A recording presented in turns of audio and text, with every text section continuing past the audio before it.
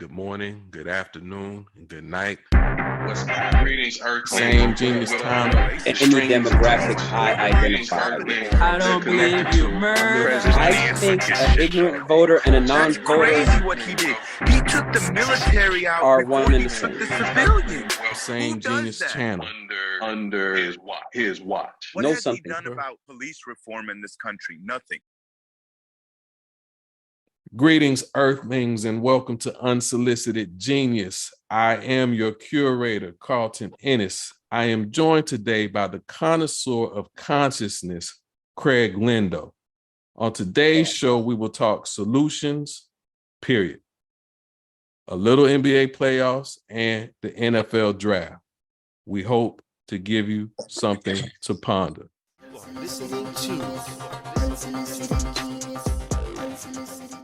Brother Craig, what it do? How are you? I am blessed, my bro. I got the earth beneath me, the dome above me, and I'm finally starting to figure out exactly who really loves me. You know what I'm saying? So You also have the earth behind you. So if you weren't aware of that fact, you also have the earth behind you. I'm with So that. what's on your mind? Everything, man. It's an overwhelming time, bro. You got Truth. you got presidents with pending charges. Yes. I've never said that sentence or heard that sentence before recently. Truth. You know what I'm saying? Like, you got former presidents with charges pending, gun massacres. You got questionable behavior by international agents. And then there's all the day-to-day stuff. So it's hard to keep up with that and even be educated and know how to stand sometimes on some of those things, just because the day-to-day keeps you so. And sometimes it might be so disheartening that you might not care. It's a lot. There is a lot. I got one more thing on my mind, though, dog. Oh, go ahead. And this is sincerely as somebody who ain't got no game. How the hell am I supposed to date in my 40s? You want to answer, or you just want to put it out there? I mean, if you got an answer, I'll take it. If not, you know what I'm saying? The sun gonna rise tomorrow, and so will I. Well, I give you some perspective. It's take it or leave it, unsolicited advice. Nah, I want the unsolicited genius. Age, nothing but a number, right? So dating in your 20s, 30s, 40s is dating at where you are, right? And what the consciousness subject matter experts would suggest, and I myself subscribe to this, is you don't have to seek it. You don't have to date. You just be. Maximize all that's in you and being you, meaning, make sure you're eating right. Make sure you're sleeping well. Make sure you're maximizing your day-to-day and your job. Make sure that, you're on the path that aligns with your most truest self, right? And when you align with your most truest self, that inner voice that speaks to you when you all are on the same page, all that you want and need will find its way to you. Whether it be in talking about dating, I did it, others, no judgment, get on the internet, not the internet, but the dating apps, Tinder, eHarmony, The interweb. OkCupid, what you say? I said the interwebs. Right. All of those, right? You can put the time, effort, and energy into curating the profile and all these other things. But at the end of the day, that's not going to get you closer to being with the person that is meant for you if you aren't aligned and being the best version of you that exists. So self-love first, love yourself first and foremost. Learn what that means. It's not just bubble baths, even though I take them myself. It's honoring you, it's establishing boundaries, it's all those things. But love yourself, align with yourself, pursue the passions as they exist in your heart, and she'll find you and will say to you, where you been all my life? You know what? First of all, I believe in themes. For me personally, that word alignment has been a theme for me recently. Okay. And I'm talking over a stretch of probably 6 weeks now. I was quiet the first 4. You know what I'm saying? So I definitely, there's a hint coming at me, right? And it's the ways that I'm hearing it. Secondly, for all y'all listening, that was just a fraction, a small dose of Carlton and his coaching. Y'all mess with my boy. Yeah, that's my man's. That was not planned, by the way. And you know what? You saying that, my bro, makes me feel a lot less crazy. No, seriously, because I have tried to mess with a couple of the apps, but it doesn't feel organic. It doesn't feel right for me. It's very technical. Yes. And beyond that is like, I'm from a generation where, let me tell on myself. All right. So I'm sure the statute of limitations is up on this because I was 14. But I remember we'd start at one end of the mall. Pick an alias. Go to the other, and by the time you get to the other end of the mall, who got the most numbers? It was a competition amongst the boys. It was. Okay. I know, you know, we don't want to get canceled, so a lot of cats don't want to admit that we did that, but this is pre-cell phones and all that other crap, so whatever. And we did that. So like for me, the app thing, and I'm supposed to summarize my complicated self in 140 characters in a bio? You know, different ones give you more space. I think if memory serves me correctly, Tinder might bind you a little bit, but you know, eHarmony, you know, it's a personality assessment, psychosis analytic tool. Whoa. You know, eHarmony know where you're from, know where you are, know where you're going, and all the people that were involved in you getting there. And so eHarmony is robust. Okay. But that I did not know.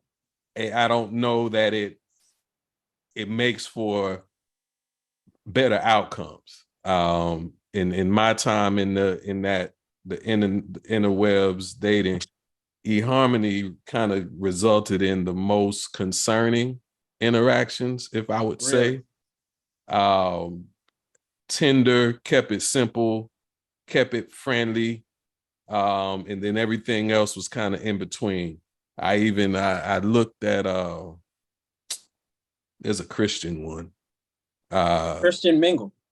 Is it? Yeah, and that made me uncomfortable. So I you know what I do advise, talk about coaching clients, anybody, if I do give guidance or advice, I do advise that you try. If you're single over the age of maybe, I guess, 25, you know, a little bit at that stage. But if you're single and, you know, meeting people on a consistent basis isn't necessarily working in the physical form, I would say give it a try, because at minimum, you get a whole lot of feedback, whether it's how you talk, how you text, how you interact with another, your responsiveness, or you also learn that it's a whole lot of stuff that you really could care less about, right? Or so you get valid feedback. Now, I would put time limits on it, whether it be how often you use it on a day-to-day basis or how long your tenure is on them. But, you know, give it a try. People have found their forever persons through these means. So by no means am I saying that it is not possible. What I am saying is, you know, don't bet a case of or a rainwater Heard. on your ability to find her if it's you, or find him if it's somebody else, right? So that's I my got 2 you. cents. And bringing it back to your original answer about alignment, here's why I say it doesn't make me feel, I feel less crazy after you said what you said. I mean that from the heart. Good. I feel way less crazy. All right, good. I'm Right? here for it. Here for it. Because even in my small playing around on 1 or 2 apps, here's what I realized. You're right with the alignment. Do you, whatever you is, whether it's whatever your hobbies are, find one if you don't have one. Just do your interest, and it'll start there. Because all relationships start with some kind of common interest. So just go do you. At least you know you got that in common. Whether it's you at the gym regularly, you going to yoga regularly, you hit the same juice spot the same time every Saturday, whatever. You know what I'm saying? How you get this, how you get there. Yeah, but yes, yeah. Do whatever follow, you do. Fly drones walk in the your park. path. Walk your path. Because then that's, you can get the app that attempts to, check some boxes to say y'all got some stuff in common. But what better way to know that y'all got some stuff in common than by being at the same places at the same times? And if you're in South Florida, man, take your behind the Publix. Why Publix? For the audience, I know, but I'm okay. I see, for those who listening, he just gave me that where look. I am, dog, if you're a dude, just find a reason to go to Publix or Target on a semi-regular basis. Take a hint, bro. Take a hint. If everybody fly on your feed is regular in Target, take your behind the Target sometimes. Go buy your behind a scented candle. I don't care if you don't use it. Give it to your mama. Scented candle. You know what I'm saying? like where I am in South Florida, if you're in South Florida, like you walk into any Publix or any Target at any time. Okay. It's South, you appreciate, try it. I'll stop there. Try it. I'll leave an ellipses right there. Try it. All right. Well, you just, after that, are you going to start a conversation, or are you going to appear open to one?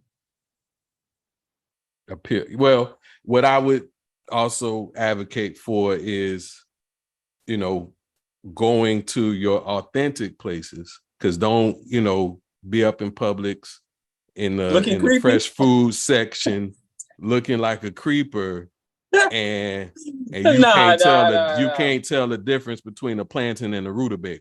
You see what I'm saying? So, go to Publix, but you can go to, there's other little stores. Go to the coffee shop. You don't cook, go to Fresh Market or whatever. But Craig, South Florida, pick some recipes. If you can't cook, Google some recipes. There's all kind of stuff on the Instagrams, and then go from there. Heard. Are we ready to admit that Instagram is a dating app, or are we gonna save that for another night? Another night, because I don't use it. Okay. Like that. I don't use it like that. Okay. I know I'm not supposed to say it. I might lose a card for that, whichever one. Yeah, I don't. Now, again, to each his own. I don't begrudge nobody from their social media pimping and playing, but I attempt to use social media to garner information, knowledge, and the occasional upliftingness. I totally understand that. I'm just saying. All right, let me shut up. I don't have enough. I don't have enough duck you money to be talking too reckless. All right. So we started out before, our dating gaming.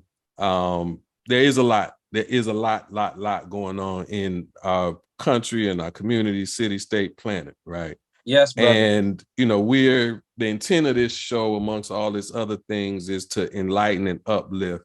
And rather than continue to kind of just repeat what we hear, and we interject our thoughts and opinions, which may be unique, but at the end of it all, we don't feel no better, right? So, not that we have, you have, I have the solutions to making the planet feel better.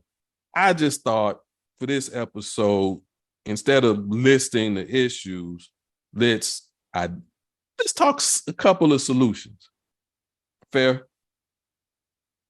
As best as I can. So I got 2 topics this time. We'll see how it go. We may do some more next time, or if the fans be like, don't do that tis no more, then we'll revisit. But the 2 topics today are gun violence and reparations. Okay. And so in order to get into the gun violence, I decided to bring up Kid Rock. I talked about him last week and his reaction to the Bud Light using a transgender woman as a spokesperson. But that's another topic in and of itself. But with all the shenanigans that we've seen on the internet, people shooting at each other, some cold-blooded murders, some ridiculous road rage incidents where both parties are busting caps, but can't nobody bust a cap or hit a target to save their life, to some further tragedies of people just, you had the one young lady, I believe, in Georgia. She and her friends pulled into the wrong house. She was shot and killed. You had a cheerleader. She grabbed the wrong car door. The person was still inside the car. She was shot. And then a young man in Kansas City who went to the wrong door to pick up his siblings, I believe, and he was shot. So, it's a lot of guns and a lot of justification for the guns. But let's look at what Kid Rock talking about, and then we could talk some more.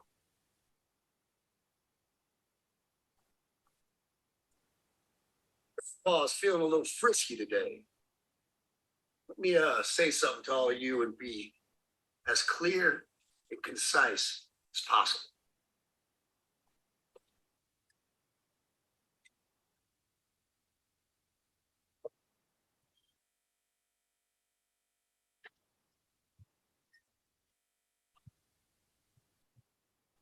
Does that make him cool? Is that rhetorical? I'm asking. No. So, In a word. No, actually, come on, bro. That is the coolest thing I've ever seen. Oh my God. You've never been so upset at a commercial that you wanted to take up an assault rifle and shoot at cans of liquid? You've never felt that way? Nah. Come on, man. That's not the guy that you're gonna vote for, as prom king? Nah. Oh, then I have all right. Look, I say that in that way because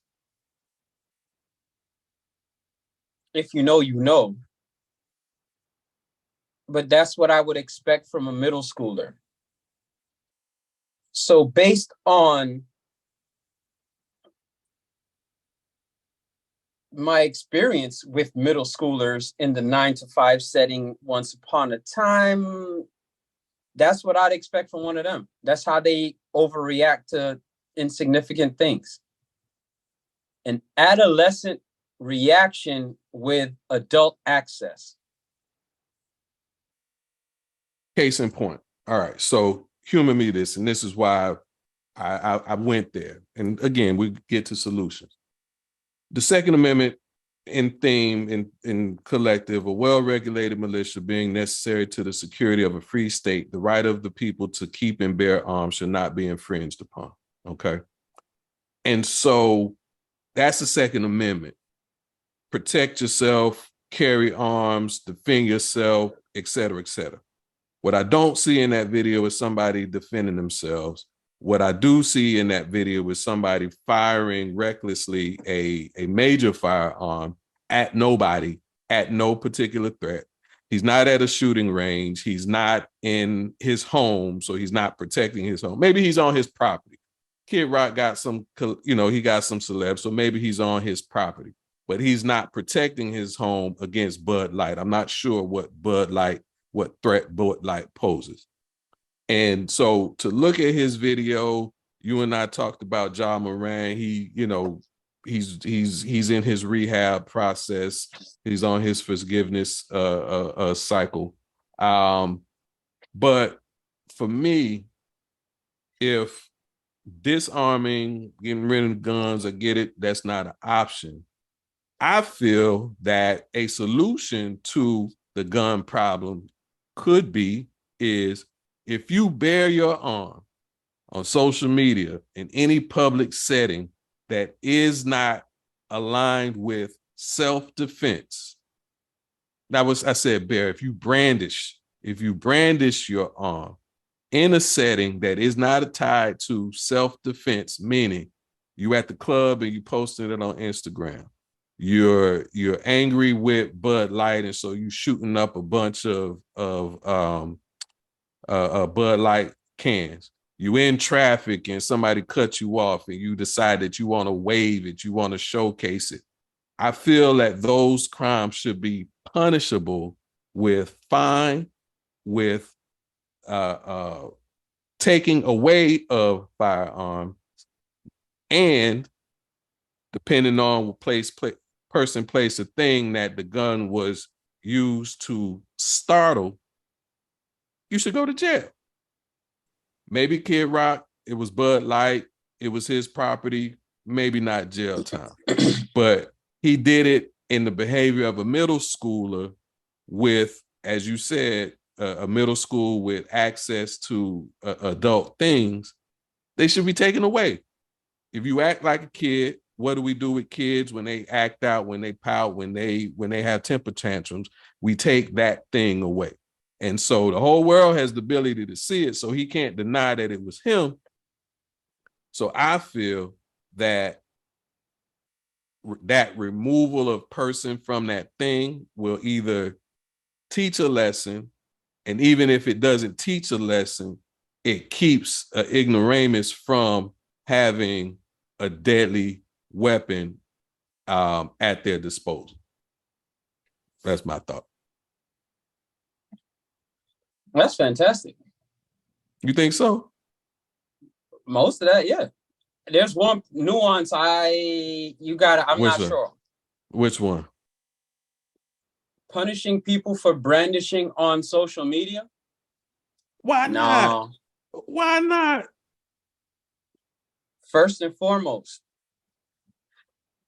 give people rope to hang themselves. All that will pop up later in discovery or somewhere in the trial against them. Let them give us evidence. So what you're saying, to clarify, you're saying if they pop it, if they showcase it on the ground, don't do nothing there. At some point, they're gonna do something stupid someplace else. That's all evidence, yeah. But that's the thing. I'm trying to prevent the stupid from someplace else. That's no. But here's, it's not that you're totally off. Like, look, you should not be doing crazy junk, just flexing in public. And I thought that was a part of firearms training. It was a part of mine. You know what I'm saying? Don't flex in public because you're angry, right? Right. Like, use some judgment. There's a difference. There's a certain, and I think that's what is lacking. I think a couple things. One, punishing. Okay, just because you're gonna have social media police every time you see a guy. Like, People need jobs. I hear you. I mean, I'm not saying this right, And but that might yeah, work, people need but jobs. I am for the case where if people are gonna over time give me evidence about their BS, if you're actually showing your guns on social media, I would dare to say I have a bigger case if I follow you and don't report you on the guns. There's something bigger.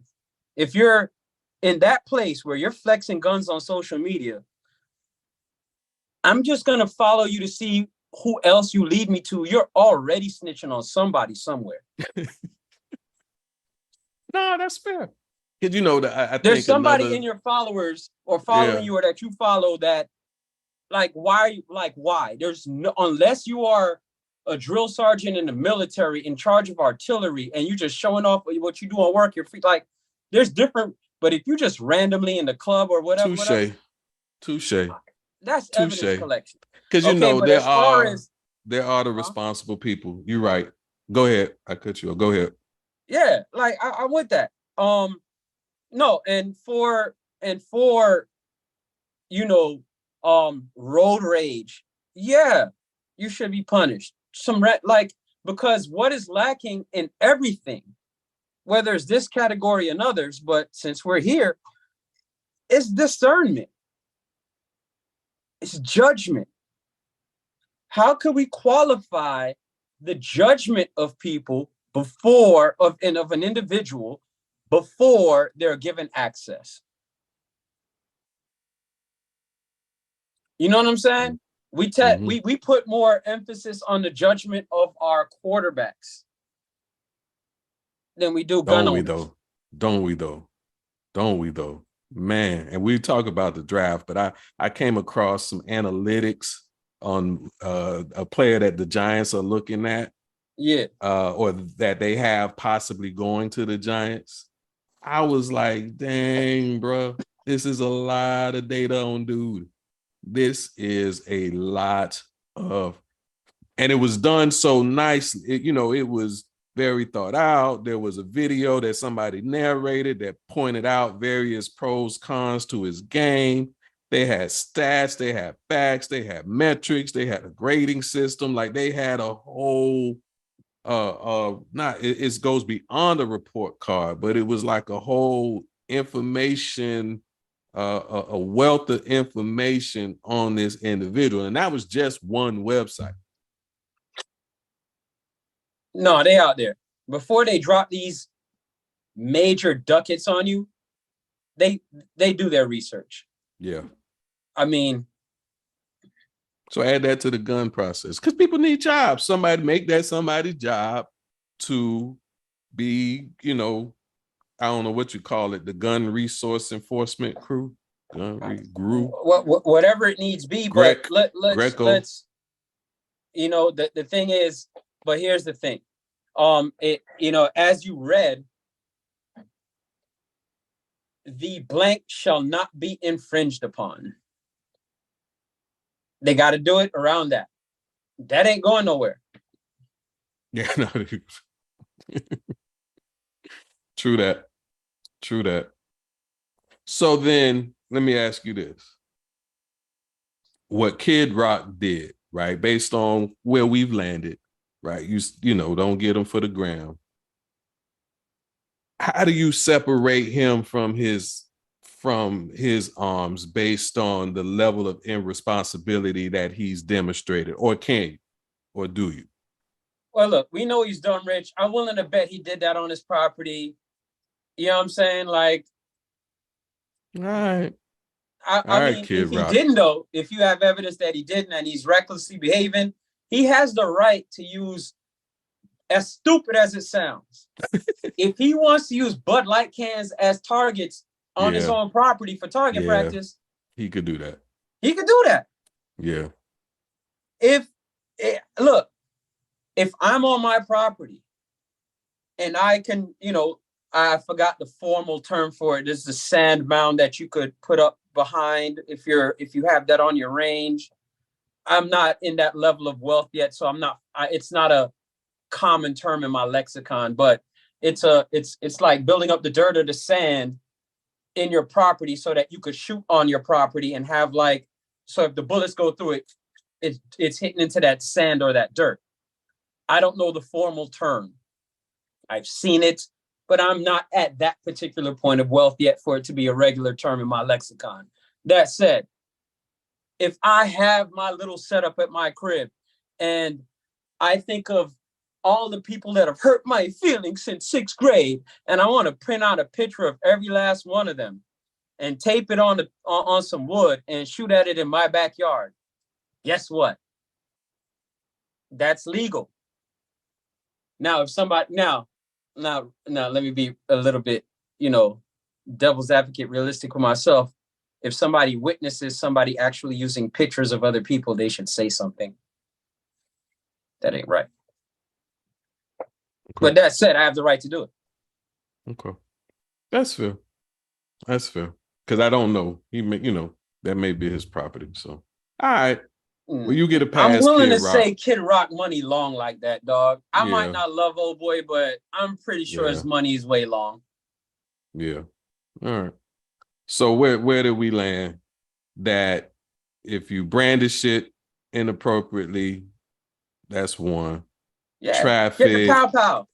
Yeah. And if you do it on social media, our suggestion is that there'll be a team, people who are looking for some work.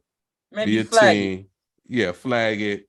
Keep an eyeball on it. Eventually, you're gonna muck up. Hopefully, they get you before you hurt somebody else, right? Well, because here's the thing.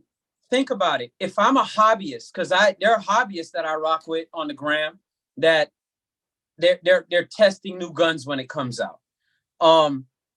They're going through slalom courses. Okay, can you judge French or foe? What's her reaction time?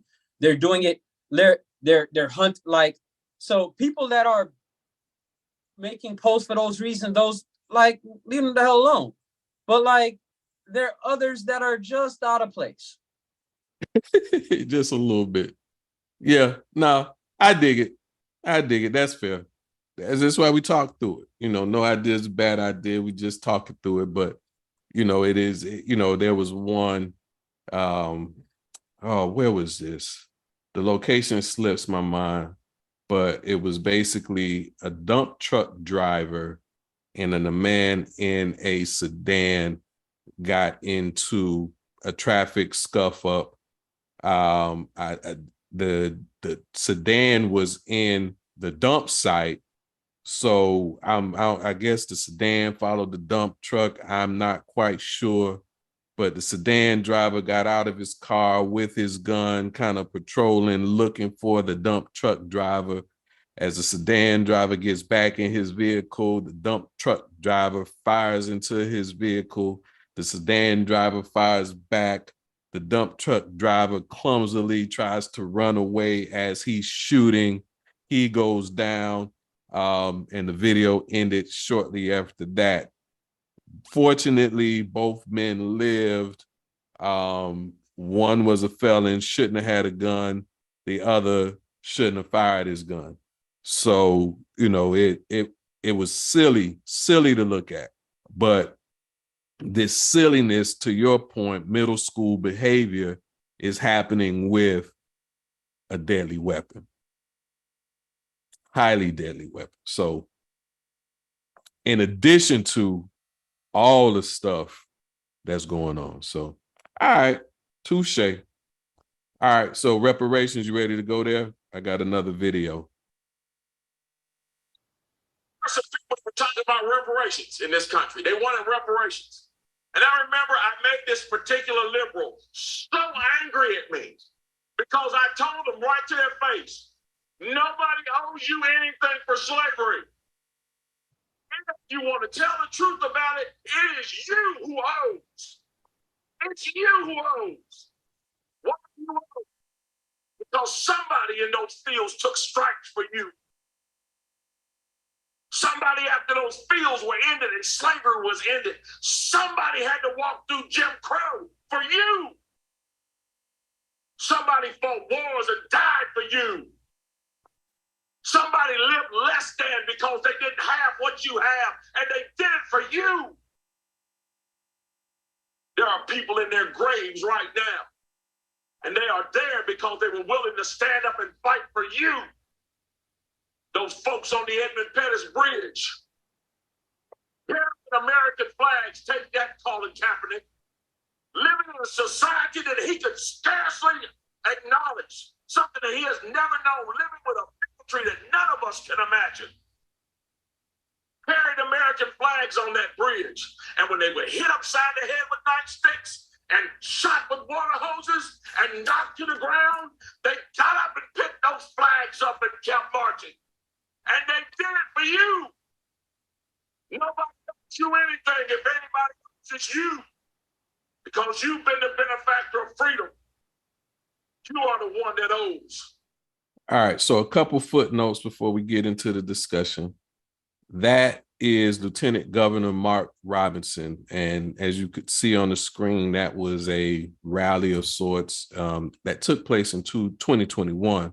But where he is relevant is he is running for governor of North Carolina. So they will be voting on him next year. Could you repeat his name for me? Lieutenant Governor Mark Robinson. North Carolina Lieutenant Governor Mark Robinson. Okay. All right. So GOP? I went first last time. Yeah, GOP. He That's on what the it looks right. like. He on the right. Okay. So I have some thoughts, but in terms of reparations, et cetera, but what is your reaction to Lieutenant Governor Mark Robinson's remarks? Not to sound like a jaded old man, but it sounds like the speech that you would hear at a pep rally for somebody that's getting ready to run for a bigger office. Okay. That part.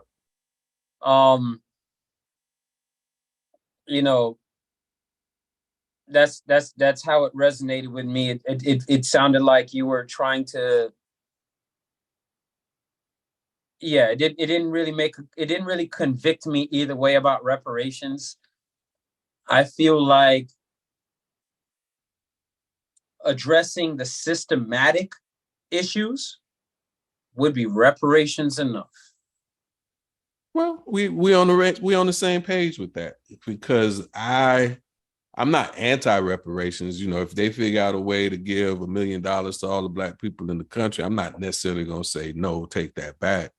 I just don't know how you do it fairly. I don't know how you do it equitably. I don't know how you do it and sustain. I guess I say sustain, but the financials of our country are some shenanigans. But I don't know how you do reparations well. And so I'm not necessarily one that will argue for it. I won't argue against it, but I'm not going to be, arguing as to who should do what, when, where, why, when it comes to a dollar. But I think in terms of what the reparations represent and what the country has, the crimes that the country has committed against its citizens, and what what slavery, the economics that slavery ultimately represented, not just for the United States, but for the entire world. If you want to make up or reconcile for those things, I feel like, to your point, there's constructs in our society that allow for that.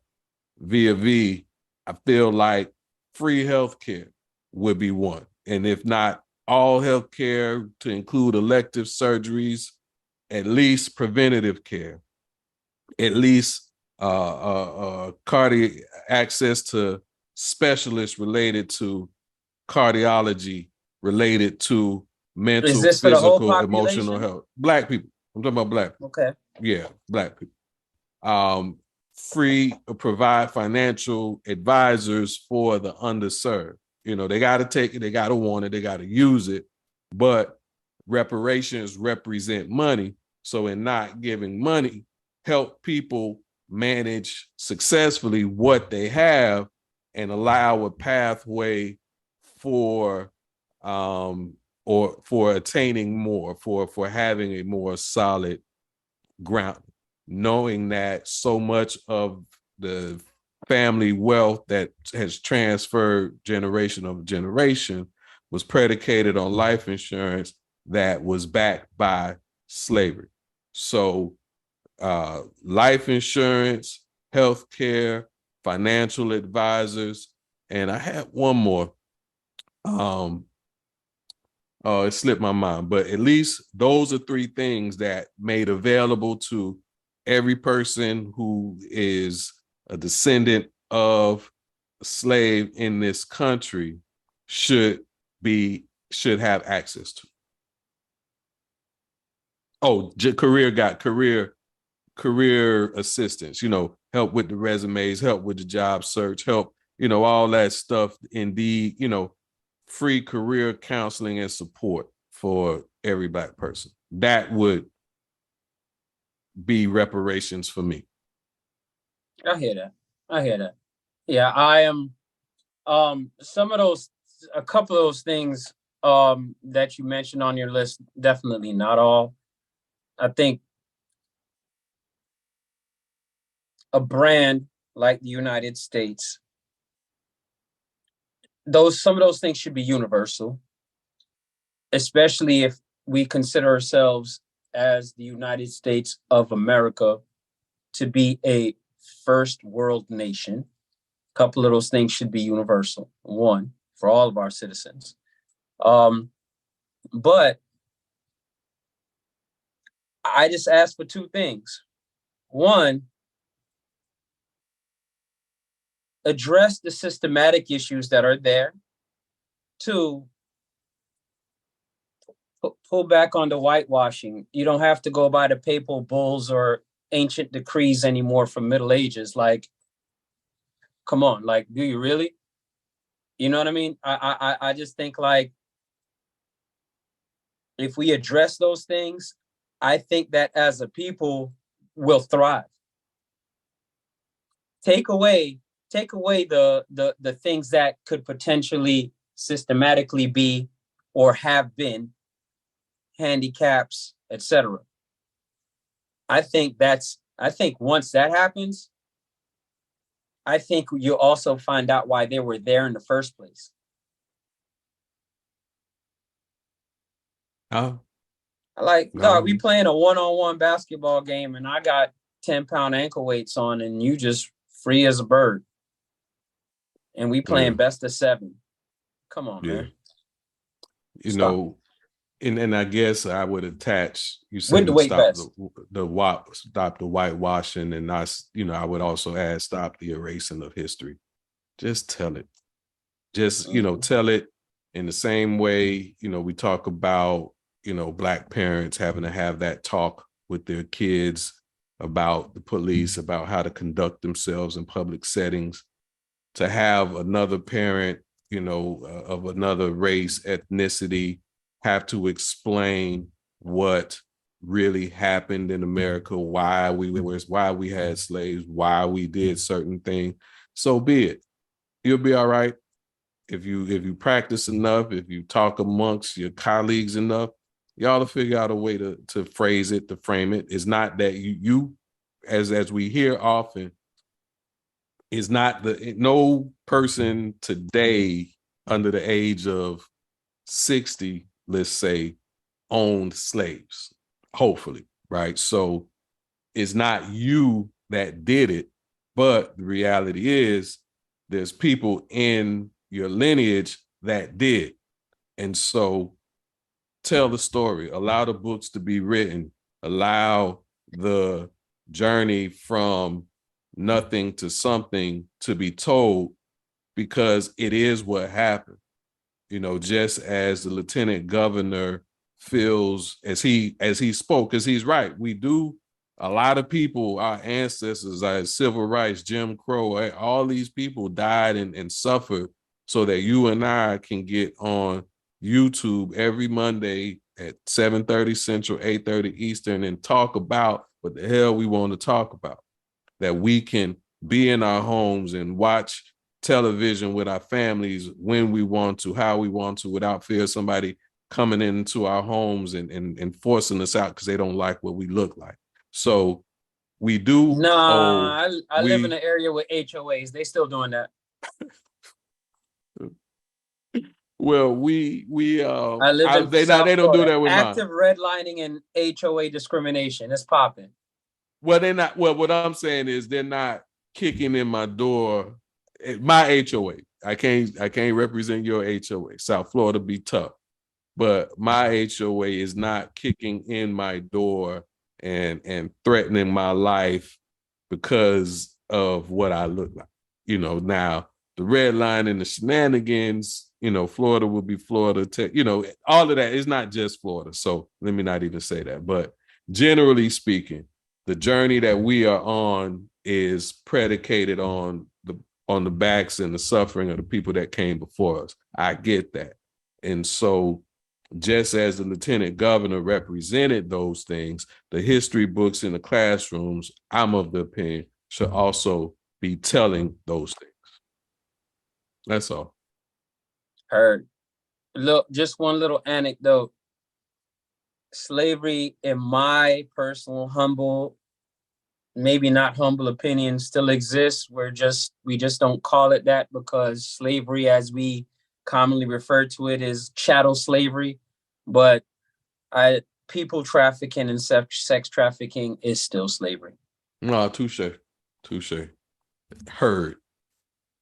All right. On that, we'll take a break and be right back. This is Unsolicited Genius.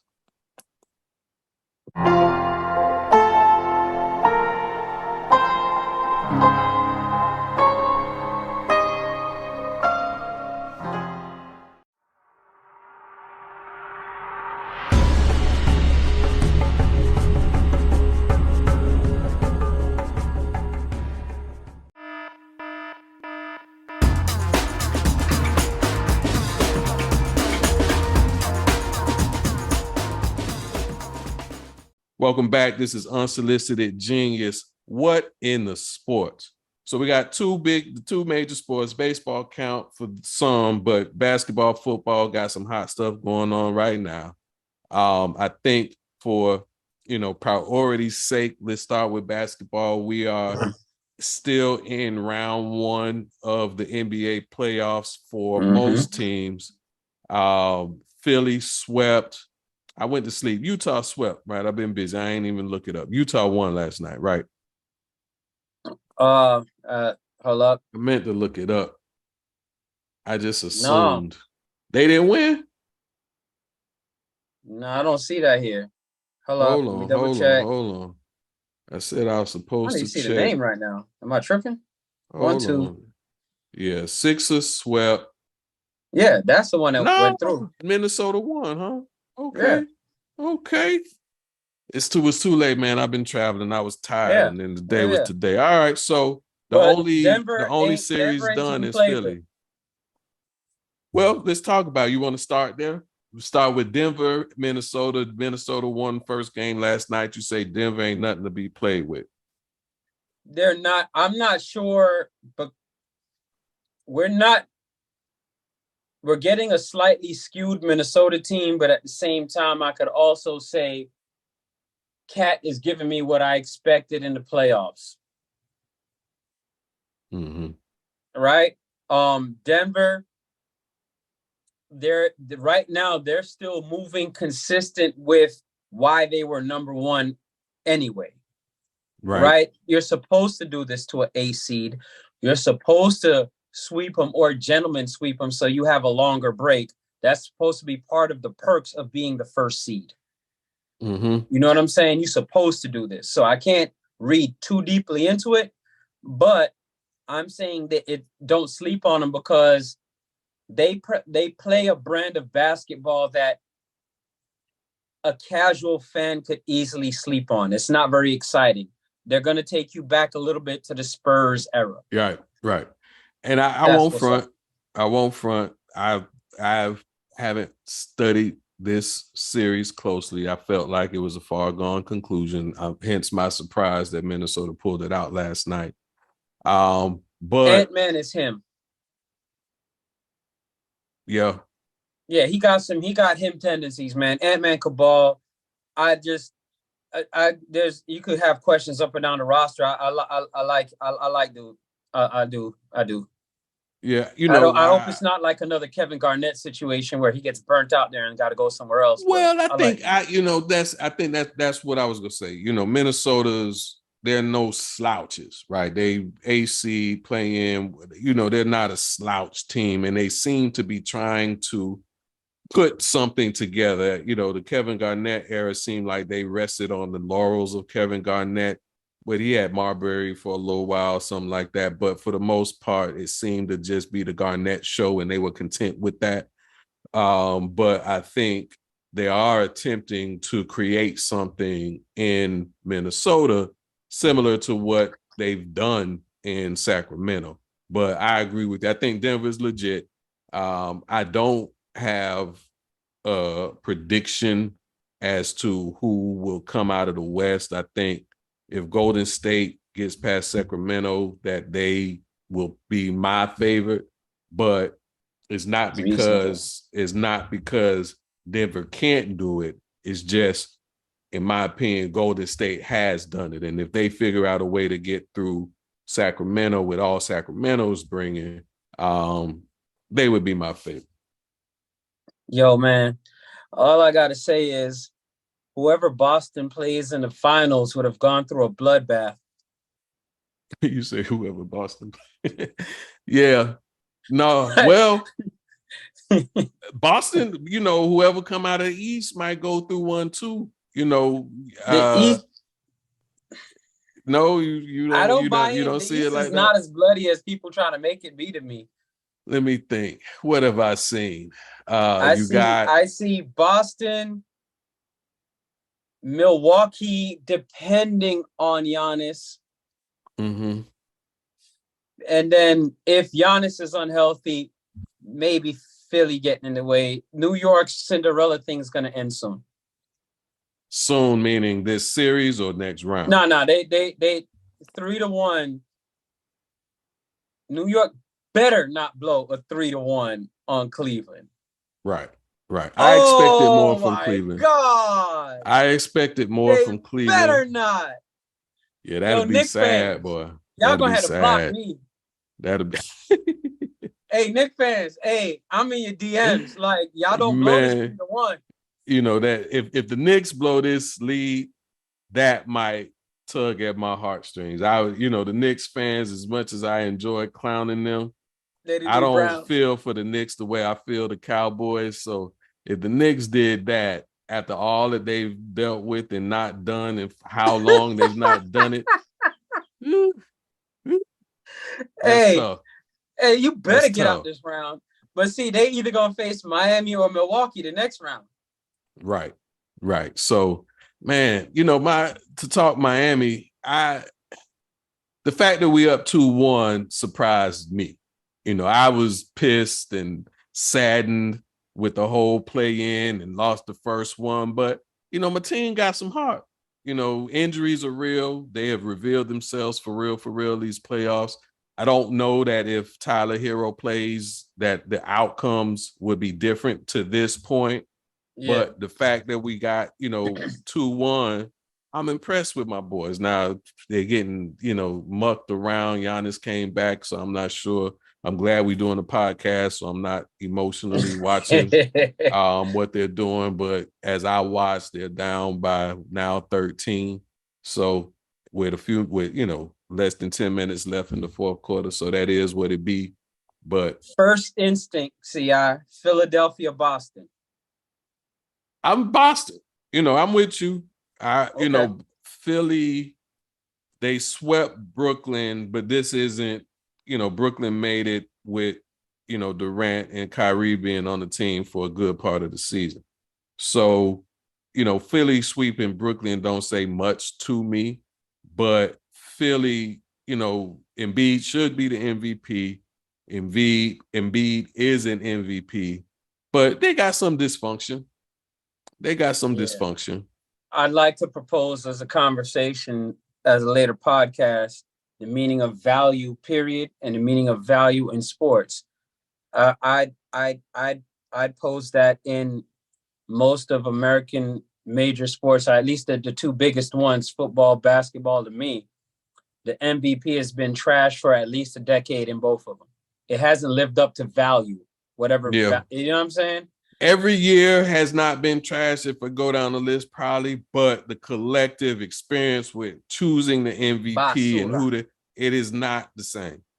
It is Yeah. not, and now, again, as we talk, is that our age speaking? Because we are from the Jordan Bird Magic basketball. No, they got it wrong there too. I was just being specific in what I looked up. They messed it up back then too. Okay. Yeah, they had messed it up a few times. Yeah, it doesn't feel right. It's more blatant now. Like, at least then they got it right more frequently. That's the difference. That's kind of where I'm going on that. Yeah. I guess you had them years with Jordan, Malone, Barkley, who should have got it, would have got. But this year, it feels like a popularity contest now. Somewhere between that or a career achievement, or sorry we screwed you over 2 years ago, or that's like the Oscars. That's what the Oscars man. do. Bunch of apologies and makeups and retroactives. So we've talked about the Knicks, Heat, Denver. What about Golden State, Sacramento? What are you seeing there? That one has over-delivered on that series between Sacramento Kings and Golden State Warriors has over-delivered. It has given me more entertainment than I anticipated going into it. Yeah. The state of California has got to be popping right now with that going on. They got 3 teams in this bad boy. Like, I don't even know what that energy is like over there, but I do feel that series is over-delivered. I think we have some young guys coming into their own in terms of Sacramento. As cliche as it sounds, what we're seeing from Golden State is pedigree. But yeah, that one is over-delivered in terms of entertainment value for me. It's been fun. It's been super fun, super fun. Now, I got a question, and then I got your Lakers. What you want first? I'll let you choose. You say you got a question, and then you got what? I want to talk about your Lakers. What you want first? Go with the question. So to look at the Kings, right? So Fox got drafted in 2017, and so this is 6 years later that he won the clutch player. He's balling. I mean, he balling, period, point blank, right? Mm-hmm. Steph, it took Steph a little while before he became Steph. And so, I asked this with some hope for Tyler Hero, but also reflecting back on Jordan Magic Bird era. What's the lead time for superstardom in the NBA? Because I think there's something in me that thought if you had it, it showed up. If not your rookie year, that next year, Kobe took, maybe 2-3 seasons before he became Kobe that we knew and loved.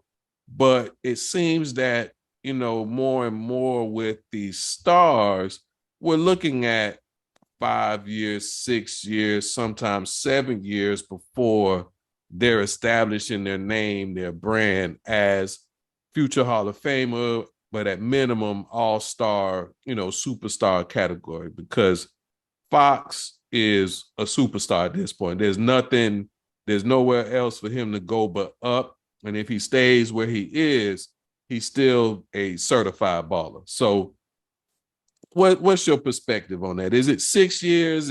Or is it just, no real theme to it's just specific to the individual? See, I think on the latter, you're leaning to where I would go with it, right? Because part of it is fit,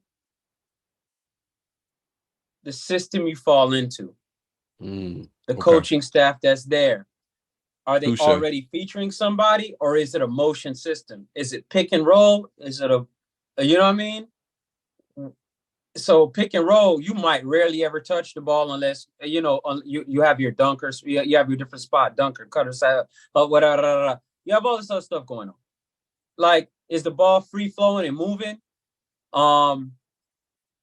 So it varies because you have certain guys that come in and as a rookie, they're taking their team to the finals, even though they lose, they took their team to the finals. And then you have other guys that come in and so what makes them a superstar? Is it the first year they average 30? Okay. Is it the first year they take their team to the playoffs? What you know what I'm saying? Like, the problem with is we got to be clear on what our bar is for it. Like, I got into a point in both basketball and rap hip hop conversations, right? In my hip hop side, no dead MCs. Just, it makes it too complicated. Like, Okay. you know what I'm saying? All right. Okay. And as far as on the athletic side, personally, you're not eligible for a GOAT conversation until you retire. You cannot be actively playing and me call you a GOAT. Other people could do that. I personally won't do that. You're not in the GOAT conversation if you're actively playing in any sport, in my opinion. Okay. Your career is to be evaluated once you file your paperwork. Once it's done, GOAT or not. We're crowning people way too early. Future Hall of Famers, way too early. Way too early. We got too loose with the language. I don't like it. That's fair. That's fair. Because the reason I asked if I share my bias is, I look at Tyler Hero and, with all the potential that he shows, Bam Adebayo, so my Heat, right? They've shown some potential, but it just seems that there's an element, the next level that is available to them, they have yet to go. But that could be because they're in Miami. You had some. 2 years straight, they've struggled generating half-court offense. That's a problem with the Heat. Like, if you got that dog in you and you could turn people over, you could get points on fast breaks, turning people over because they don't get to set their defense. Right. Just because you could do that, that's not a guarantee that you could score in the half court. A lot of times the misconception is because you have the speed to play that kind of dog defense and create fast break opportunities that you must be able to also create in the half court. And that is not true. It just isn't. And I think we're seeing evidence of that. So, and as far as specifically Hero, I mean, solid player. I would want more out of defense from him personally. True that. But outside of that, cool. My students love him. All right. Well, you answered my question. So now what about your Lakers? What they going to do? Can they get past Memphis?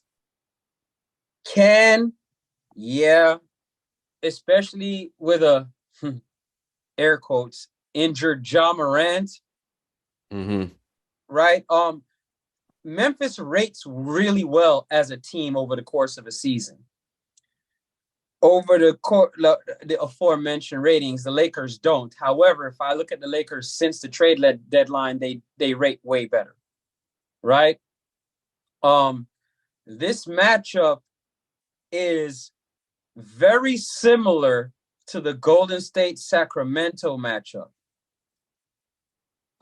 Depending on the outcome of the next game, it could be a comparably entertaining series because it's been fairly entertaining so far, partially because of Dillon Brooks. But here you have another matchup where you have the young and hungry Memphis, like the young and hungry Sacramento, but you don't have as much sage wisdom on the Lakers as you do on Golden State across the whole roster, but centralized you do.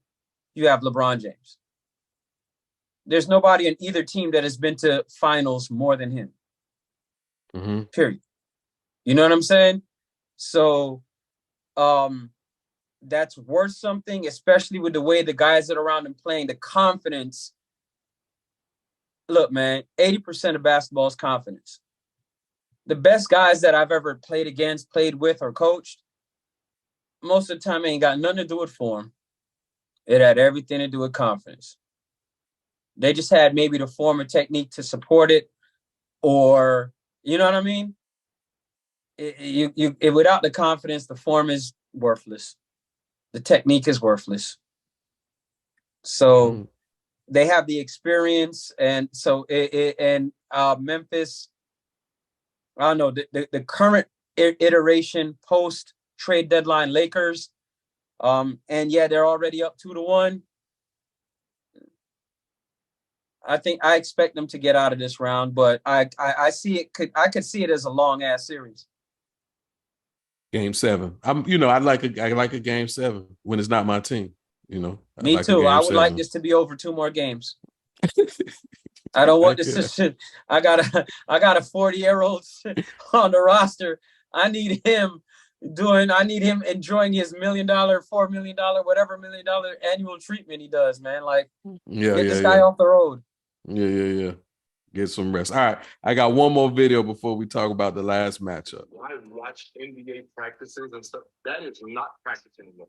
They're coming in, they're doing shooting drills, 15, 20 minutes. Their bodies are not even in shape to move like it used to. And I used to run 5 miles a day to get ready for in shape. I used to do bleacher work, bleacher games. If I felt I didn't get enough running, I was on the Olympic. There's no such things as days off. Like the coach says, all right, we have a day off. I still got to go to a 24-hour fitness and get shots up. You're talking about Michael Jordan jumping and doing what he was doing, plus partying and all that. And you're looking at today's guys, and you're sitting at home playing video games all day. You guys have the most rest. I don't have the luxury to rest. I got a demon I got to play the next day. These men, they take 3, 4, 5 days off. So talk about brandishing guns, right? But I share that because what's going on with the Clippers? What's wrong with Kawhi Leonard's body? Like, what? I don't understand what's happening. And, you hurt. Tyler hurt. Giannis was hurt, and Ja hurt his wrist, and De'Aaron Fox, he got a sprained finger. Like, I know things happen. Anthony Davis in and out, throughout the season, but that's all I got. It's the playoffs. Eventually, you remember how I referenced earlier, building up evidence, right? All right. It's only going to be a matter of time between the Kawhis, the Kyries, and all these cats that play way less in the season. Like, look, you're talking to somebody that this is the first time I've been interested in the NBA in years. You know what I mean? This interested. And a percentage of that is because I know I'm going to come and have this conversation with you. Percentage of that is, okay, it's hard for me to get my friends to play anymore, so I might as well participate in the conversations. I used to just duck the conversations and be like, yo, text me when you want to go 1v1. Talking like a fan is there. But again, I don't want to go on that. I look at it like I've seen it. We've seen it. Like, okay, he's going to be accused of snitching. They be online. You're right. And I don't know. It's different. I do think some cats are going hard and getting in work, but I do think the culture is different. Yeah. I think it's evident. There are some that clearly, LeBron, from what I can tell, Giannis, and there's players that's getting it. But, with the load management, just as a term, the number of players with injuries that nobody's witnessed, saw occur, didn't happen during the course of playing on the court. But then you have, they abusing these guaranteed contracts, dog. You have a former player who's attached to the game who, for all intents and purposes, when he was in the league, he did ball out. He played his butt off. Now, what he did off the court is a bucket. Agent Zero is a bucket, period. And so you know, it's they're robbing the fans. I think they're robbing the fans. Dog, I've been in that situation where, dog, I overpaid for a ticket for a team that was trash, but the team coming in town was good. But there may be a superstar I want to see, or this, that, and the other, somebody that I'm a fan of, and I go for them not to be playing. How often do you think I'll go back unless it's one of them free tickets that you can win on the radio? Like, come on, bro. I wouldn't want like to. That's happened to me here in South Florida. So yeah, right? Or even the home team starts to not be playing, and you ain't find out till you was on your way over there. Right. For expensive as the tickets are. So yeah, Plus I don't the know. Parking, and okay, you mean to tell me I'm paying you $15 for the? I could have got a 12-pack of this same beer for the, at least a 6-pack. What are we talking about? So you overcharging me, hit me over the head on everything, and right. I can't stop it. It's not worth it. Yeah. Well, in the big picture, I think Phoenix got that series. So, you know, it is what it be. Sorry, Clippers. Oh, yeah. Sorry, Clippers. And, you know, Westbrook, I had that series I was hopeful for. I had reasons to, you know, be happy if either team won. And I feel like with all that Russell Westbrook has been through, he's getting shorted, but, you know, got to try again next year or come on to the Heat. We'll find a way to use you, Russ. We'll find a way to use you. Hold up. You're not serious. If we got to shake the team up, if we're not running with the same team, let's shake it up. Let's see what we get. All right. Shake it up. You wouldn't advise it. Nah. I'm not suggesting. I'm not saying that as a subject matter expert, just as a fan of Russell Westbrook. If you want to put arses in the seats, yeah, fine. If you want to pursue something at this point, nah. He not your guy. All right. I'll take it. I'll take that.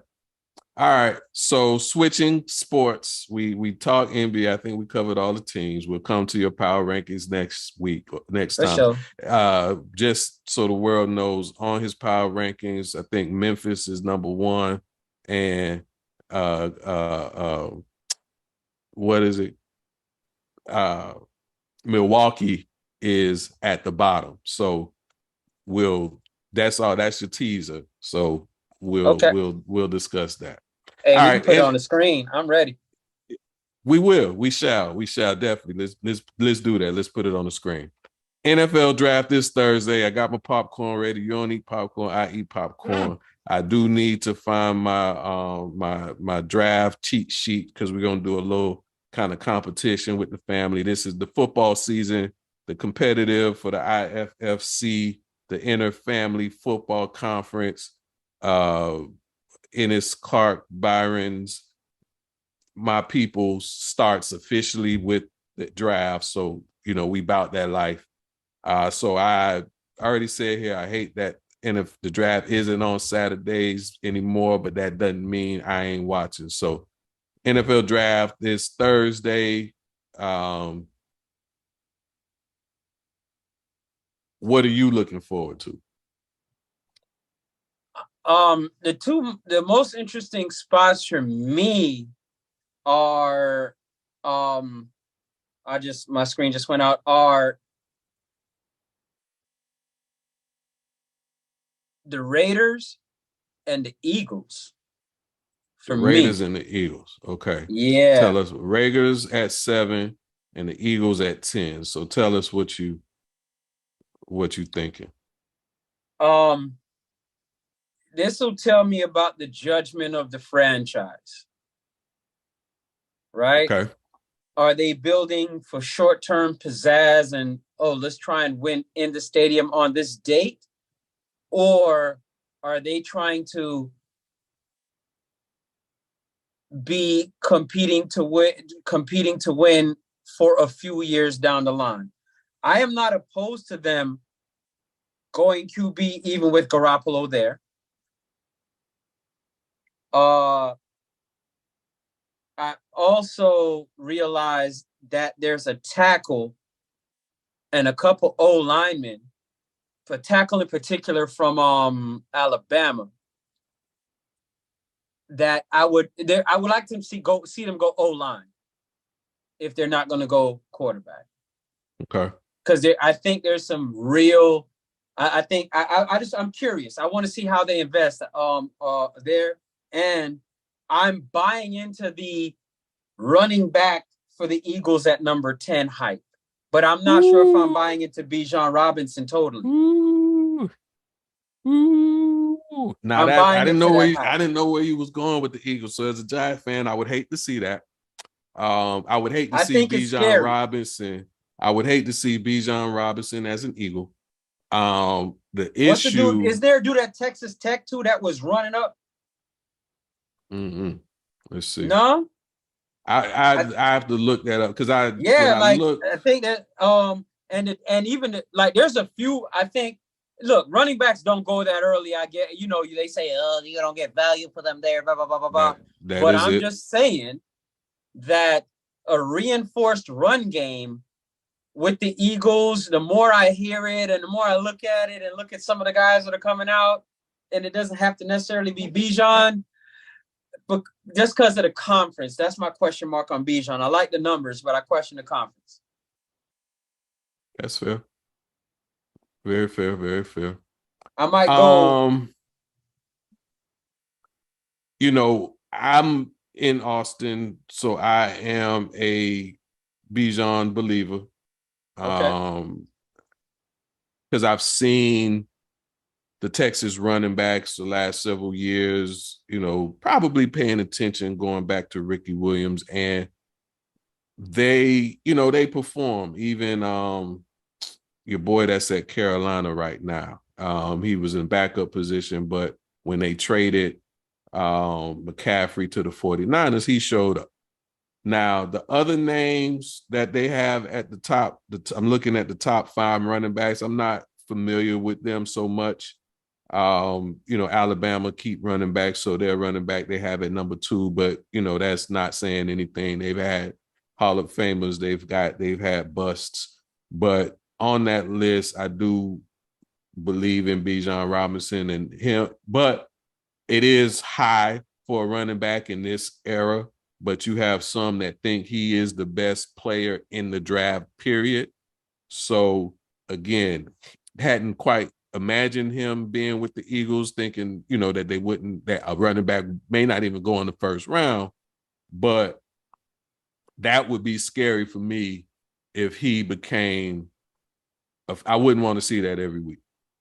We just got rid of your boy at Dallas – Zeke, we just got rid of Zeke. He sort of fell off, but I was not happy seeing him twice a season. I would not, based on my projections, would not want to see Bijan twice a season. So I hate that idea. So I hope you take that and stuff that. I don't want nothing to do with that. I don't want nothing to do with that. I forgot about your alliances when I said that. Yeah, I hate that idea. That would hurt. I would be sad. I would be sad if that happened. What if you had? Let's play guessing games. If you had that number 11 pick, what would you do? If I'm the Eagles at 10, or 11. You saying at 11? So I'm looking at Kuiper. He has Tennessee. He has Arizona trading out of that spot with Tennessee. So if I'm Tennessee, I hear there's some disenfranchisement, if that's the right word, with Derrick Henry. So if I'm Tennessee, I'm doing what I got to do to keep Derrick Henry, and I'm doing what I got to do to get me a quarterback that can win in the playoffs right now, I think. And so you know, we know somebody a little bit that works in the front office for the Tennessee Titans. So I have no clue specifically, but I have no clue specifically what they would do. But when they were talking about Lamar, I thought that was a great idea. I think, you know, I would want a quarterback that could win in the playoffs. I would want the ability to protect that quarterback and allow my running back to continue to see holes, maybe take a little bit less punishment. Part of it's his running style. But they also suffered tremendously. Their previous GM got fired because he got rid of A.J. Brown and he balled out for the Eagles. So they also need some weapons. I don't know enough about their trenches. I know they have a stalwart on the D-line. They have a stalwart on their D-line. I know their offensive line, Derrick Henry, still put up numbers, so the offensive line do something. But I would prioritize whether it's trading, because in Mel Kiper's, they have them trading out of that spot. If it's trading or trading, however it gets done, I would prioritize keeping Derrick Henry and finding a quarterback that can win us a playoff game. Because with Derrick Henry, with a solid defense, anything could happen, because the last several seasons with subpar quarterback play, they've been in the playoffs. You know, the AFC South isn't the most difficult division to win. So I would use this draft, inclusive of that number 10 spot, to craft my best scenario for my team versus try to fix one thing or another. Because they sneeze hard, they should win the South, right? So what you gonna do once you get there? Brew or barbecue. What'd you say? Is it mildew or barbecue? Yeah, that's what the saying was. I messed it up. Said brew, whatever. Now, Messed it up. what? Go ahead. Yeah, I if worst case, I'm always for build from the inside out, because even a mediocre quarterback is made exponentially better by a good O-line. Mediocre. A good O-line makes everybody behind them better than what they really are. Say it one more time. I want to make sure. I said a good O-line makes everybody behind them better than what they really are. And I don't know their O-line situation. Yeah, I feel you. And I'm not informed enough on their O-line situation. I agree with you mostly. You know, I think, you know, there's a talent.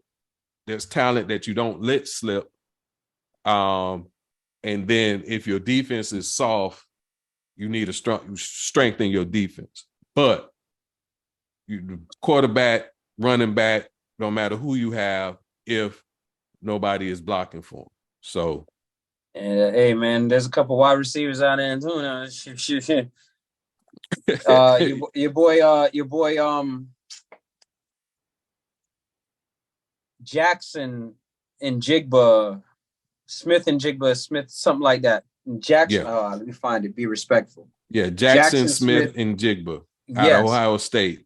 And I'm usually not on Ohio State guys, and shout out, you know, there's but you know, because I just like to hit on Ohio State sometimes. Me too. You and me both. Todd McShay has him going to the Titans at that spot. So, you know, he does. Based on McShay got him going at 11 to the Titans. So again, I don't know their O-line situation, but if their O-line is average to good, I would somehow get a capable seasoned quarterback, if that's even out there, if that's possible, and or go ahead and get some weapons. How you feel about QB? So that's going to be the interesting story, because, you know, one, who goes first, right? Who goes first and who goes where? Because to look at McShay still, he has Stroud to Carolina, Bryce Young, the Texans, which I don't like for Bryce Young. And then he has the Colts taking Anthony Richardson with the 3rd pick. And, to be a Gator fan, man, I hear what everybody is saying. I see the athleticism. I saw a clip just today or yesterday with him throwing the rock, throwing the ball, hitting the roof, in the practice facility out there in Florida. He's fast, he's strong, he got a rocket. So to talk NBA, right? You talked about coaching, scheme, program. Is somebody going to be around, patient enough, dedicated enough to show this young man the position? And so if the answer to that is yes, do what you do. If you need a quarterback now or later, I could see it being hard to pass up on his talent. If it was my Giants, based on what they just gave Danny Jones, if Richardson was sitting there 3rd, 4th round, go ahead and get him. Go ahead and get him. Oh, as far as 3rd or 4th? If he was sitting there 3rd or 4th round. Okay. Based on the talent. But let me tell you what. Go ahead. I'm scared to see Pete Carroll with him. Yeah. That's a spot because they have somebody at quarterback who clearly can win in some games. Now, I'm scared to see Pete Carroll get the time to work and package him in and transition. I'm scared of that. I'm scared of for that. everybody. I like that for everybody. But I love it for let's him. See here. I hate if everybody got to play. Yeah, I like that for Seattle. I like that for Richardson. Let me see. So McShay has Seattle trading up to get a defensive player in his draft. I've heard Seattle and Richardson discuss, but that would mean Seattle needing to make some moves to get him. Kuiper has Seattle staying at 20, getting a defensive end. So let me see. Kuiper has. What you got at 5? Can I see Richardson going? He has Richardson going to the Titans, which, if Tannehill can, win you your division, and then you run some I was gonna say wishbone, but you run some different kind of plays with Richardson and the backfield, that might be fun. That might be fun. But and Rand, the GM for the Titans went to Florida, so maybe he knows something, we don't know about Richardson. So, I trust Richardson's in Rand's hands. But again, to jump up to get him at 3, that's what Kuiper got him doing. Yeah, that's what Kuiper got him doing. Look, there's a short list of coaches that when I think of off the top of my head, he's just one of those guys I don't want to see him with. No, that would be tough. There might be a couple others that I think he'll do well with, but I don't even see them giving him a shot. And that'd be some of the guys off the Shanahan coaching tree, because I feel like he could run some of the stuff I'm seeing, run there, and he could, I think he'll excel. But would that opportunity come? I don't know. I think Seattle is a great landing spot for him. The Colts have no quarterback, so I don't like that for him. I think Seattle for Richardson is awesome. I think Oakland for Richardson, because they have Garoppolo, would be a good spot. That's all that come to mind. He clearly right can't now. go anywhere with a dome, man. If the passes are at risk of hitting the roof, like, what are we doing here? We got to be responsible. If you see that you have a dome, you can't do it. Well, let him just don't throw him out the back of the end zone when you're trying to go for a Hail Mary to give your team the chance to win the game, Anthony. So I digress. But all that to say, and close out with the draft, we talked my Giants. I don't know what they're going to do. Based on their spot at 25, we always will benefit from more O-line play. I would like to see a couple more people with the capability of putting some pressure on the quarterback. Thibodeau balled out last year, so he'll be a year better. We need some secondary help, in particular at the cornerback position. So between O-line, D-line, and cornerback, I would like to get the best player available.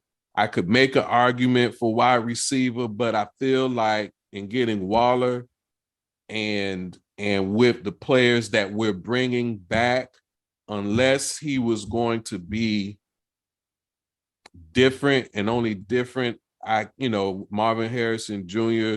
is one name that comes to mind. What's up with unless your running back situation? I don't want to talk about it. He ain't signed. I don't know what he's gonna do. I'm about to get emotional. Just, I don't know. I don't know. Bruh, that's what we gotta talk about. I don't talk about it. Because see, I thought everybody knew what was going on. You know what I'm saying? You thought he knew the plan? I thought he knew. I thought everybody knew. Okay, quarterback game is tough. We spent all season evaluating Daniel Jones. We spent all season, and so it was, do he stay or did he go? And if he stayed, this is how it's gonna have to be. And Saquon, we know we love you, Saquon. We need you, Saquon. We want you, Saquon. We got to pick you or Daniel Jones. All this quarterback money getting thrown around. This settled Jones. He's not the highest paid. He's not the lowest paid. He probably deserved what he got. But now, Saquon, ride out the franchise tag. We want you. We need you. We love you. And we'll figure it out next year. We'll straighten you. So I'm just hoping that this is him. He's a veteran. He don't need the training camp or the OTAs. He don't need that life.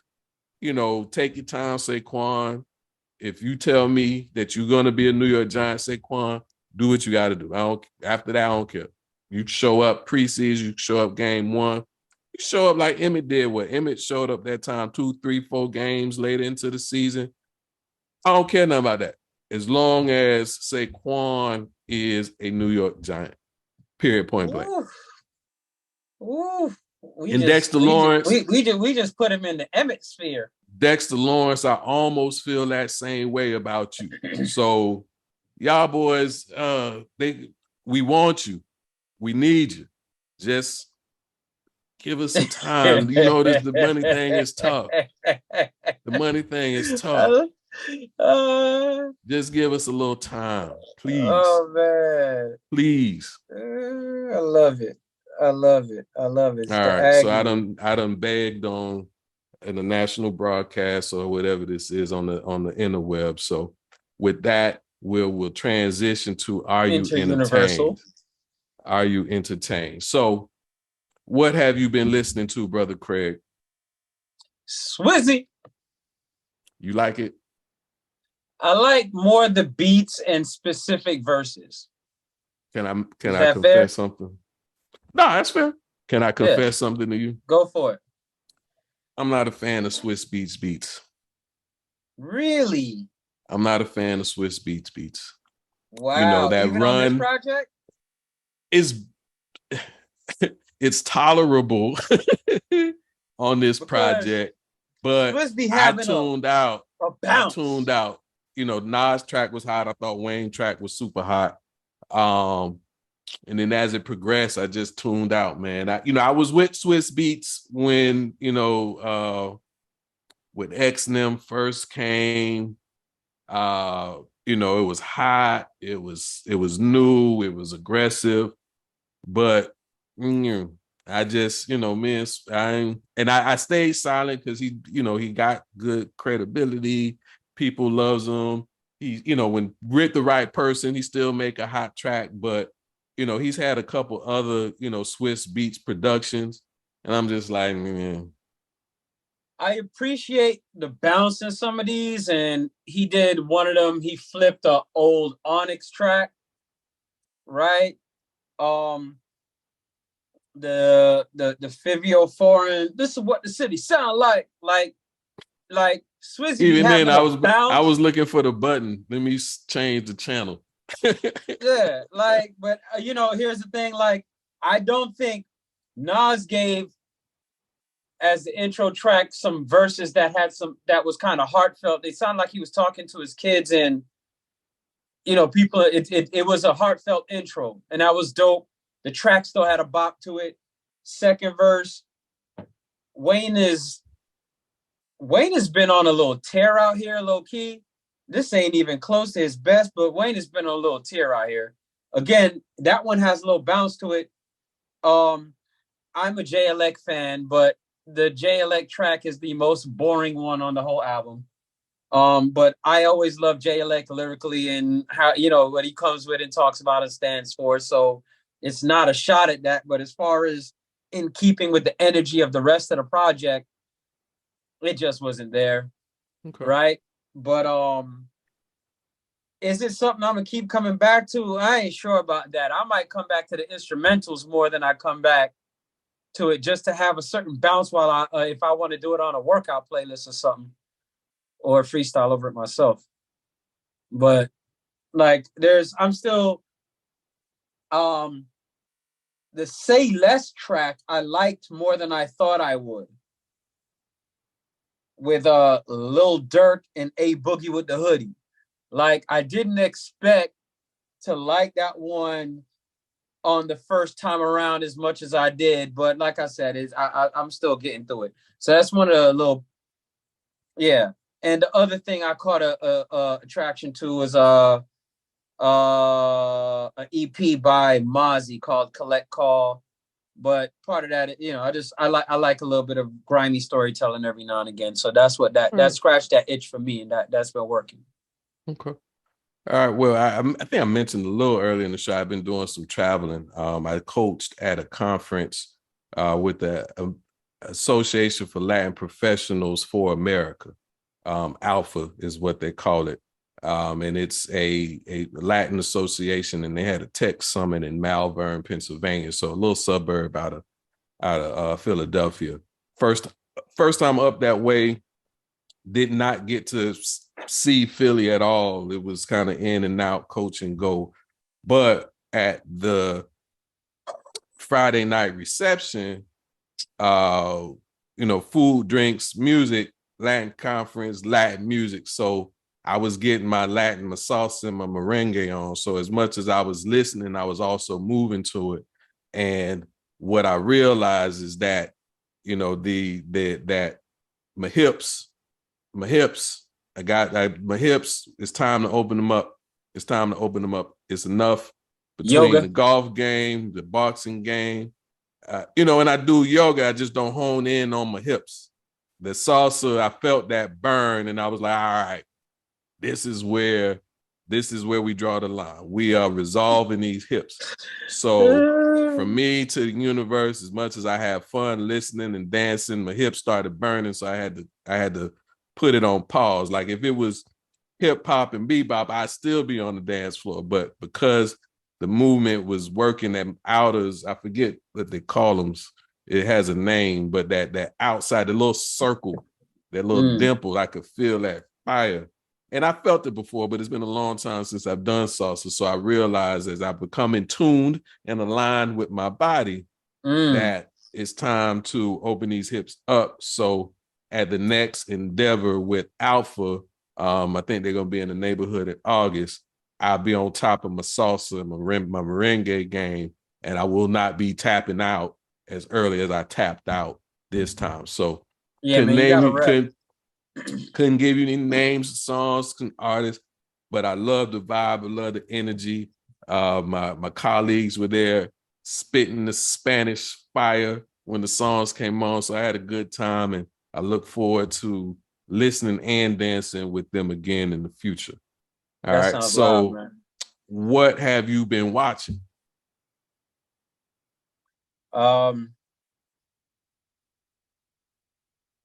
Mandalorian, I guess, and Don't say nothing. season Don't say just nothing. closed. Don't But say nothing. outside of that, videos trying to. I've been watching a lot of motivational stuff last couple Okay. days-ish, I guess. Whether it's Any- Abraham Hicks, whether it's Eckhart Tolle, whether it's Peoples.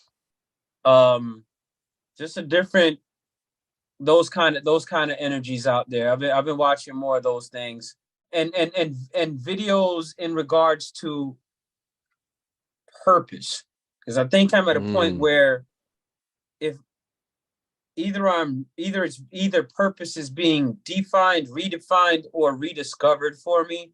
I'm not sure which one yet. Or it has been, and I'm just being a BAN and not moving forward. You understand? So, what up? All right.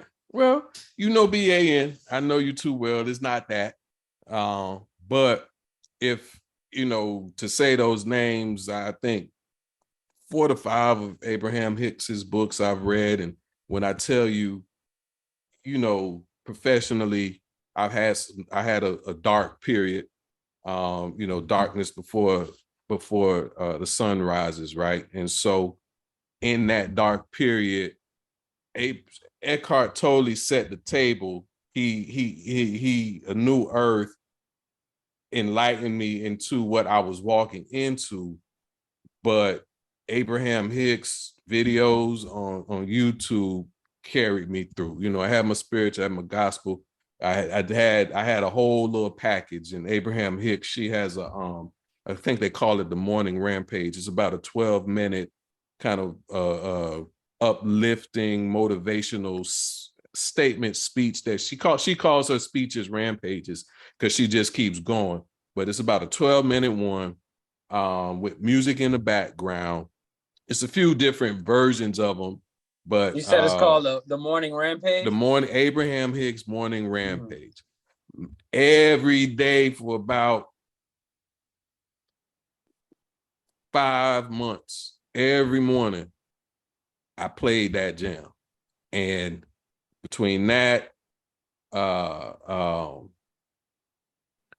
gospel tunes, that got me to my destination and set the table for me to power through the day. So shout out to Abraham Hicks and shout out to you for checking them both out. I watched on the plane to, as I was traveling this week, I watched Thor, Love and Thunder. And, to be a Marvel fan, or not even just I wouldn't say I'm a Marvel fan. I'm a big superhero movie fan. I'm a Star Wars fan, Batman fan, but I like Marvel. Thor, I ain't like.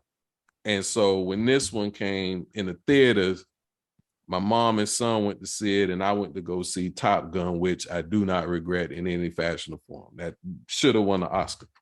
That being said, it was good. I don't know what the collective reviews were like. My mom and son was like, you ain't missed nothing. But I enjoyed it. For what it's worth, for what they do, the class of humor that they put forth. I enjoyed it. No, I was going to ask you, did they keep the usual humorous theme with this one? Yeah, they did. Because I find that Thors are usually on the, heavy on. And I guess maybe that's the purpose. They don't want I guess they decided that all their Marvel heroes didn't have to be so serious and save the day through calamity. But the characters that they introduced, the actors and actresses that clearly were just, hopping in to get on the train for a few laughs. Matt Damon, Melissa McCarthy, they had spots in it which were humorous. So to be on the plane, to be watching on my iPad, it was perfect. Had I paid, $6.5 gazillion for popcorn, soda, and a movie ticket, I might have felt differently. But to watch a big screen on a small screen, it felt like the right place. And I enjoyed it. It was cute. Christian what's up, Bale man. was in it. It was cute. It worked out. It worked out. I enjoy the Marvel thing. I loosely track storylines and look for Easter eggs and things that hint at Okay. other things, but Yeah. I can't say I'm as deep as I can't say that I'm the equivalent of a backpacker in that sphere. You know what I mean? No, I'm not at all. definitely not that. Not at all. Wow me, entertain me. You know, that I'll wait Thanos. afterwards for the after the credit shit. Like, Yeah, I hang out. Thanos, when everybody disappeared, that was one of the most depressing movie moments I could recall in my lifetime. It was like, yo, how we supposed to wait? We like, what did y'all just do? Right? Like that was like old Yeller type stuff. You know what I'm saying? Yeller. I can't think of a movie that was that depressing when it was over. Like, yo, Hey, that's it. I think I vaguely remember this. I hope I'm not lying on myself, but I remember Thundercats for numerous reasons. I might have shared one of them before, but I remember Thundercats, right?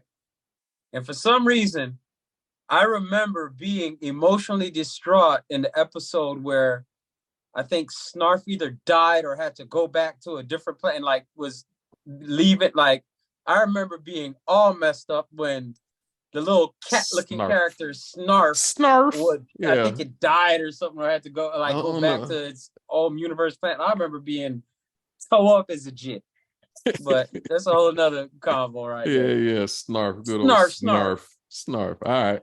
So yeah, that's what I been watching. What you been reading? Students algebra test. I'm sorry. How's that? How they doing? Yeah. Depending on the class period. Hey. Okay. You know what I'm saying? All right, teach. Take it period, day by day, period by period. This is definitely time of year where, as an educator, you might feel insecure about your shit, because you've been talking like some of these things you've been going at it all year, and it's like, you know what I'm saying? It's do you even hear me? Do you but no, man, I ain't outside of that DMs and some captions. No, I can't. I won't even sit here and lie to you, brother. Not even my the devotional that I would do, from Proverbs. I haven't done either one. God forgive you, so we love you. You know, it'll come back around. I am on the last chapter of Falling Upward. As I said, when I finish, I will provide the book report. I think the theme that I would carry forward, just, as a little teaser, and I'll talk a little more about it in Thoughts of Geniuses, but we need elders. And not old people. We need people who serve in the community as elders in terms of wisdom, allowing their alignment to occur so that they can be those voices of reason. Often they are older, they are old, but society is such that social media is plaguing us all. Politics is plaguing us all, and that the people who have been here for a longer time are also fueling the flames of hatred, anger, hurt, injustice, etc. And so elders, if you think elders in church, elders in ancient societies, ancient elders in other, historic cultures, that they provide wisdom, they provide guidance, they provide calm, they provide perspective. And so we need that. And you can be an elder in your 40s, 50s, 60s, and on up. Rare might you be an elder, you're 20 and 30, but it can happen. The author referenced Helen Keller in all that her disabilities and life challenges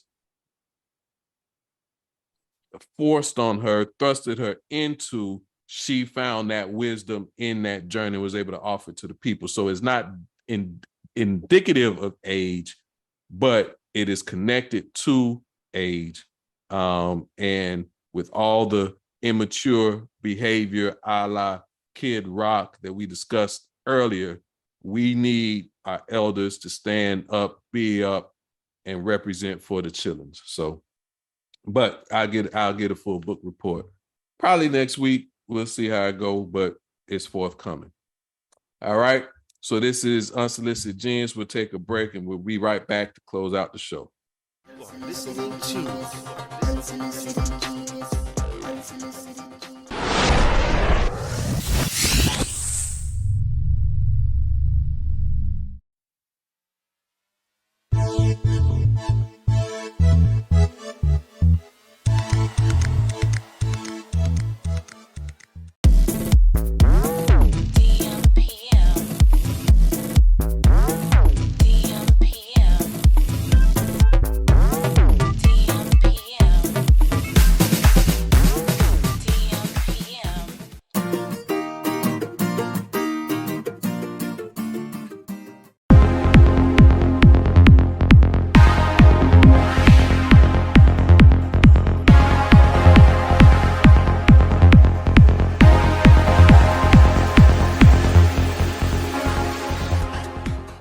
Welcome back. This is Unsolicited Genius. Before we get out of here for this episode 42, don't forget to like, subscribe, follow wherever we are, wherever we do. We're doing it for the people. We do it as artistic outlet for all of us, but we also doing it to provide inside perspective to the people, elevate consciousness one episode at a time. So Instagram, Facebook, well, let me say it different. Unsolicited Genius is on Instagram, Twitter, TikTok, Carlton Craig, Facebook, Instagram, LinkedIn, if you want to, suit and tie. Just but Instagram. You don't gotta holler at me anywhere else. Find us, like us, support, and share. And comment. Like, comment. If you don't like it, comment too. Shout out to super producer Joe Nitty. We were late today and we went long today. So, we love you. Hopefully you still love us. Shout out to and special thanks to our sponsors, Legacy Wear, where your legacy awaits, www.legacywearus.com, Megacore CBD, broad spectrum hemp-derived CBD, the way nature intended. Find them at www.megacorecbd.com. Special thanks to our Rainwater, just celebrated Earth Day out here in Austin, did their thing. Peace, prosperity. Hydrate and elevate is the mantra for Aura Rainwater. You can find them at www.aurarainwater.com. Carlton Ennis Coaching, that is me. Like to tell my people to be a light. Hit me up. I'll tell you why. www.carltonennis.com. That's CarltonINNISS.com. Before we get out of here, my brother, special shout outs. Anybody you want to give a special shout out to?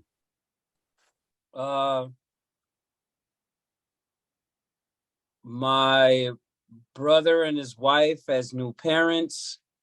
Congratulations to their parents on being grandparents.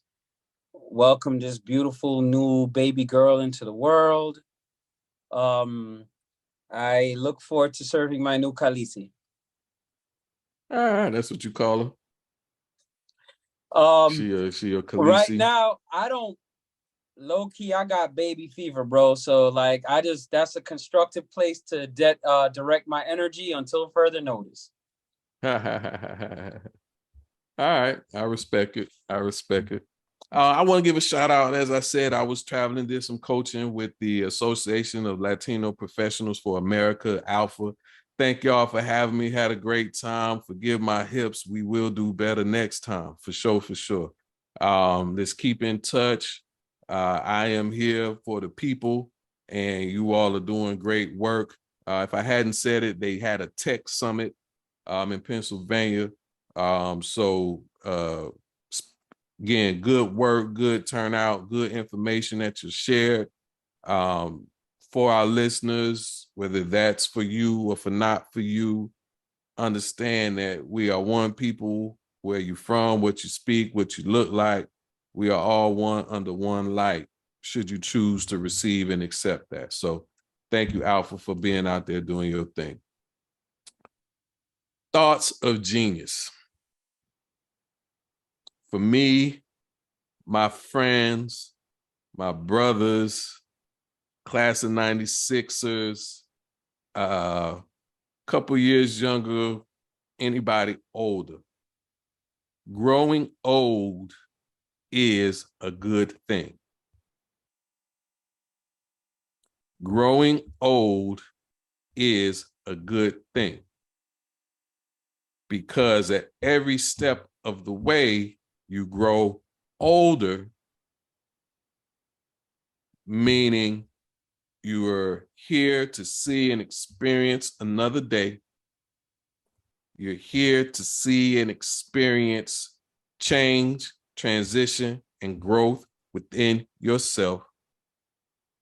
You're here to see and experience your contributions, if you choose to accept the responsibility, your contributions to the planet. When we look at our society and we struggle with what we see. Craig and I started the show referencing just what chaos, whether it's media driven, TV media, social media, people are getting shot in broad daylight. Children are being killed. Politicians are lying. Politicians are stealing. The Catholic Church is abusive and covering it up. The weather is bananas. What else, Craig? Anything. Sea levels are rising. Buildings are collapsing. Roads are falling apart. There's a war still in the Ukraine. There's stuff, right? There's stuff. COVID is still out here. And not that any 1, 2, 3 of us could stop this stuff. The 1, 2, 3 of us can help those that are below us. We can help our children, our children's friends, our neighbors get through these things, predicated on our wisdom, because we've been here, seen that, done that. In the good book, it talks about releasing the things of youth. It doesn't mean you got to stop playing your PlayStation. It doesn't mean that you got to stop watching your sports teams. It doesn't mean that life has to stop being what life has been for you. Find your fun where you find your fun, but apply the wisdom to everything and offer it to everyone. If our elders, those with wisdom, those with gray in their face, and I'm talking to Carlton and I'm talking to Craig, that gray is indicative of time. Most of it's genetic, because we young, we ain't old, we young, but we are older than we were. We are wiser than we were. We need to be offering our wisdom to those that are beneath us. And not beneath in terms of value or stage, just beneath Not us at in all. terms of age. Experience, maybe. So when you look in the mirror and you don't like what you see, or you get up in the morning and some crickety cracks that weren't there before, it means drink more water, get some more sunlight, do some stretches, and offer that wisdom to the people who need it the most. And the people that need it the most are the people who have not been here as long as you have been. Use that wisdom. Stop egging on those fights. Don't participate in that social media shenanigans. That is not your role. Even the players and the pimps and the perpetuators know that OGs have a status in the crew. Ecosystem. Every crew got an OG for a reason. I recommend you keep everything on the legal side. That's my perspective. We don't need, that's just my opinion. Do what you do. but we need you. Metaphorical We need you. OG. We get need you. We need you. We need you. We need you. Yes, Growing old is a beautiful thing. Yes, Embrace it, be it, use it. And on that, been another episode of Unsolicited Genius. Thank you for joining us. Join us next week, same genius time, same genius channel. And for whenever you are, good morning, good afternoon, and good night. You are listening to Unsolicited Genius. Unsolicited Genius. Unsolicited Genius. Craig D, Craig D, Molat, Unsolicited Genius. You are listening to Unsolicited Genius.